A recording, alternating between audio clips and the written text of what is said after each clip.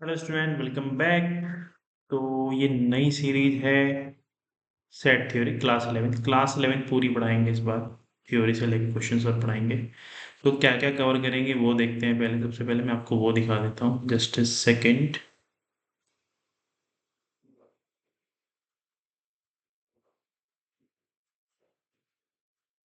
या तो ये सेट थ्योरी की नई एनसीईआरटी बुक डाउनलोड की है मैंने। तो एनसीईआरटी में जो जो कवर होगा हम वही कवर करेंगे, इससे ज़्यादा कुछ नहीं पढ़ाएंगे। Pure NCERT.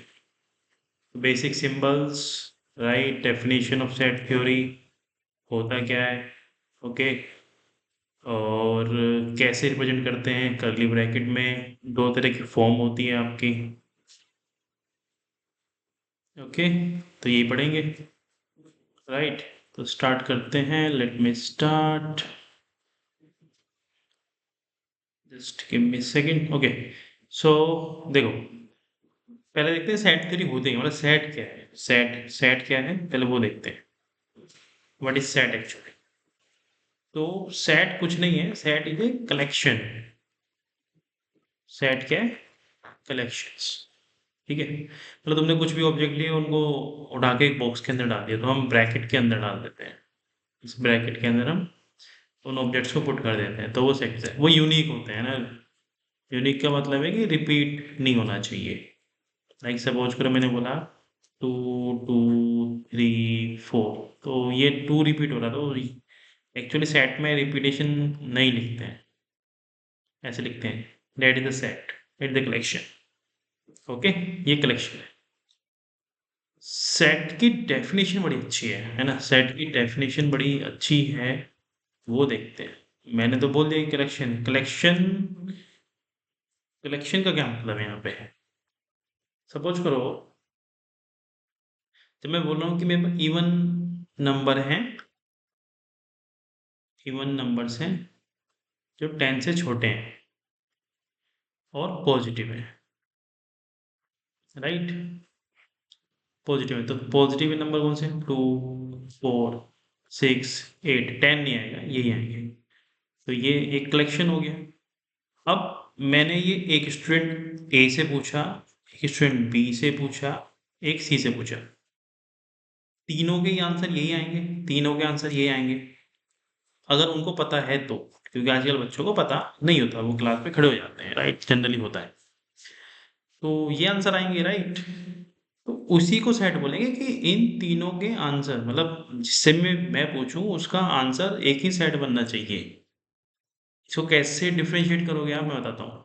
सपोज करो मैंने पूछा कि टॉप 10 फेवरेट क्रिकेट प्लेयर की लिस्ट दो मेरे को, प्लेयर। तो मैंने ए से पूछा, बी से पूछा, सी से। क्या आप ये गारंटी कर सकते हो कि ये 10 प्लेयर ये बताएगा ए, और 10 प्लेयर बी बताएगा, और 10 प्लेयर सी बताएगा, तो यहाँ से जो सेट बनेगा, और यहाँ से जो सेट बनेगा, और यहाँ से जो सेट बनेगा, ये तीनों सेम हो जाएंगे। नहीं दे सकते ना आप मुझे गारंटी, क्योंकि ये अलग प्लेयर को चूज करेगा ए, बी अलग प्लेयर को चूज करेगा, सी अलग प्लेयर को चूज करेगा। 10 अलग अलग प्लेयर हो सकते हैं। मान लीजिए इसको ओल्ड प्लेयर पसंद है, कपिल देव, इसको न्यू जनरेशन के पसंद है, विराट कोहली एंड ऑल, सहवाग, ठीक है। इसने बोला धोनी, इसने धोनी नहीं पसंद किया, ए ने भी पसंद नहीं किया, तो इन सब की लिस्ट अलग अलग बनेगी, तो ये सेट नहीं है, राइट, ये सेट नहीं है। तो वहां पे पर्टिकुलरली डिफाइन होना चाहिए कि क्या कलेक्शन हम कर रहे हैं। फेवरेट डिफाइन नहीं है, सबका फेवरेट, ए का फेवरेट अलग है, बी का फेवरेट अलग है, सी का फेवरेट अलग है, तो परफेक्टली डिफाइन नहीं है। यहाँ पे यूनिवर्सली डिफाइन है कि इवन नंबर क्या होता है, लेस देन 10 क्या होता है, पॉजिटिव क्या होता है। फेवरेट यूनिवर्सली डिफाइन नहीं है, सबके लिए अलग अलग फेवरेट वर्ड अलग अलग है। तो that the definition of set. Okay, अब सिंबल की बात कर लेते हैं, जो आपकी बुक में मैं वो डिस्कस कर लेता हूँ। तो आपकी बुक में सिंबल क्या दिए हुए हैं,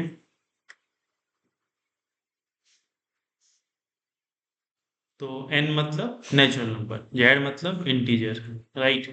कहीं कहीं पे i भी मिल सकता है आपको, तो उससे घबराना नहीं है, जो भी मिलेगा उससे कोई दिक्कत नहीं है, राइट। q मतलब रेशनल नंबर, r मतलब रियल नंबर, z प्लस मतलब पॉजिटिव नंबर, इंटीजर वो भी। क्यू मतलब rational positive number, right. R मतलब पॉजिटिव रियल नंबर। पॉजिटिव मतलब जब पॉजिटिव बोलता हूँ मैं जीरो इंक्लूड नहीं करता, ये ध्यान रखना। तो ये सिंबल याद रखना, यही तुम्हारी बुक में यूज होंगे। जो बुक जिस बुक में जो भी बुक पढ़ रहे हो उसके सिंबल अलग हो सकते हैं। तो इस बुक के सिंबल ये हैं। तो यहाँ पे डेफिनेशन लिखिए, ए सेट इज वेल डिफाइंड। तो मैंने कहा वेल डिफाइन होना चाहिए, यूनिवर्सली डिफाइन होना चाहिए कलेक्शन ऑफ ऑब्जेक्ट्स। सेम चीजें यहाँ पे गिवन है, राइट। Second, okay. ओके, अब आगे आते हैं। ये तो हो गया definition part. Definition part is done, simple part is also done. ठीक है, definition and simple part. Third में कुछ जैसे कुछ सिंबल हैं, जैसे कि आप ये वाला सिंबल पढ़ोगे इस पे, इसको बोलते हैं बिलोंग्स टू। Belongs to. एक सिंबल है ये नॉट बिलोंग्स। ठीक है, ये बिलोंग्स टू है, ये नॉट बिलोंग टू है, राइट। तो इसका मतलब जैसे सपोज करो कि मैंने बोला इवन नंबर है 10, तो मैं बोल रहा हूँ दो बिलोंग कर रहा है ए सेट को। मतलब जो दो नंबर है, जो दो एलिमेंट है या ऑब्जेक्ट है, वो ए सेट के अंदर है, यस है। अब मैं ये लिख सकता हूँ 3 डज नॉट बिलोंग टू ए। 3 ए के अंदर नहीं है। तो यही सिंपल सी चीज है, belongs to not belongs to. इसके अंदर एग्जिस्ट करता है, इसके अंदर एग्जिस्ट नहीं करता, राइट। ऑब्जेक्ट्स की बात करेंगे। अच्छा, इसके अंदर ऑब्जेक्ट्स कुछ भी हो सकता है। मतलब सपोज करो मैंने ये लिख दिया सेट के अंदर सेट, तो अब ये ऑब्जेक्ट हो गया एक, दैट इज वन ऑब्जेक्ट। ठीक है, ए सेट के लिए एक ही ऑब्जेक्ट है, दो ऑब्जेक्ट नहीं है। 2 4 मत काउंट कर देना, एक ही ऑब्जेक्ट। तो ये भी ध्यान रखना। ओके, नेक्स्ट देखते हैं बुक में क्या है। बिलोंग्स टू हो गया। एक होती है रोस्टर फॉर्म या टेबुलर फॉर्म भी बोलते हैं, set builder form, right. Roster form जो मैं अभी तक आपको ब्रैकेट की फॉर्म में पढ़ा रहा हूँ, सेट बिल्डर फॉर्म हम आगे डिस्कस करेंगे। रोस्टर फॉर्म क्या होगी, जो मैं अभी तक आपको ये पढ़ा रहा हूँ, देखो ये मैंने अभी तक रोस्टर फॉर्म ही आपको पढ़ाई है। ठीक है, सेट बिल्डर फॉर्म कौन सी होती है, ये वाली जैसे ये दिखाया है, x is a vowel in English alphabet, right, in English alphabet. X is a natural number, right, ये वाला। X is a natural number, ये वाला। ये सब क्या है, सेट बिल्डर फॉर्म। तो सेट को रिप्रेजेंट करने के दो फॉर्म है, रिप्रेजेंट करने की फॉर्म है, बाकी इतना इंपॉर्टेंट नहीं है। ये सेट बिल्डर फॉर्म, ये आप यहाँ से देख सकते हो। तो मैं आपको बता देता हूँ इसको हमें क्या करना होता है। Okay, so set builder form, roster form, table form देख चुके हैं। एक्स, ये क्या कह रहा है, एक्स। एक्स एक वेरिएबल है या एलिमेंट है जो ए सेट के अंदर है। एक्स क्या है, ए को बिलोंग करता है। एक्स क्या, ए को बिलोंग करता है। और एक्स, इसको ऐसे पढ़ते हैं, एक्स सच डेट। कैसे रीड करते हैं इसको, एक्स सच डेट। यहाँ पे उसकी प्रॉपर्टी लिखते हैं एक्स की। एक्स एक एलिमेंट है, उसको रीड कैसे करते हैं, एक्स सच डेट, उसकी प्रॉपर्टी। एक्स ए को बिलोंग करते हैं, ये याद रखना, एक्स ए को बिलोंग कर रहा है। जैसे सपोज करो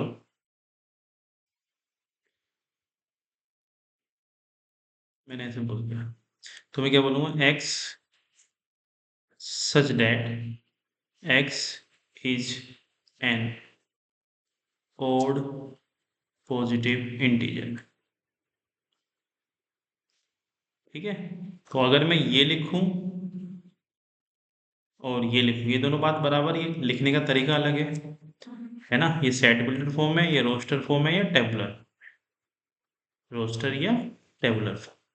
तो लिखने का तरीका अलग है, इसको रीड करना आना चाहिए, एक्स सच डेट। अच्छा, कहीं कहीं पे ऐसे भी मिलेगा, ऐसे, ये सिंबल ना, कॉलन ना लग के, ये ऐसे मिलेगा, x such that x is an odd number या इवन, जो भी होगा, राइट। तो ये क्लियर है। तो this is the first part. I think इतना बेसिक आप लोगों को समझ में आ गया होगा। ओके, आज की वीडियो में इतने करते हैं, नेक्स्ट पार्ट में मिलते हैं। Thank you.